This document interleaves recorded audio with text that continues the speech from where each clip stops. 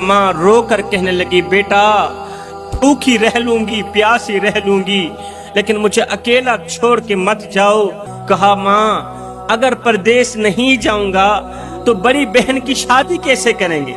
जालिम मुआशरा तो जहेज के बगैर हवा की बेटी को कबूल ही नहीं करता, और परदेश जाने पर छोटे भाइयों की जिंदगी बन जाएगी, छोटे भाइयों का मुस्तकबिल अच्छा बन जाएगा। अब बेटे ने दूसरे मुल्क जाकर खूब मेहनत की।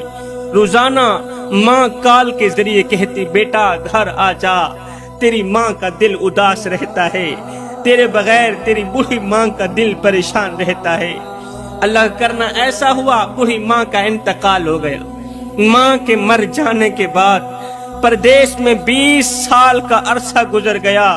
बीवी बच्चों के होने के बावजूद भी कान वो जुमले सुनने को तरसते हैं, कान वो जुमले सुनने को तरसते हैं कि घर आ जाओ, तुम्हारे बगैर हमारा दिल परेशान रहता है, दिल उदास रहता है। ओ भाई, माँ बाप के बगैर कोई किसी के लिए नहीं रोता, कोई नहीं कहता तुम्हारे बगैर हमारा जी नहीं लगता, तुम्हारे बगैर हमारा दिल परेशान रहता है। जवानों, हाथ जोड़ के अर्जी कर रहा हूँ, जिंदगी में कभी भूल कर भी बूढ़े माँ बाप के आगे ऊंची आवाज में बात मत करना, बूढ़े माँ बाप के आगे ऊंची आवाज में बात मत करना, क्योंकि जिस दिन ये खामोश हो गए उस दिन तुम इनकी आवाज सुनने को तरसोगे।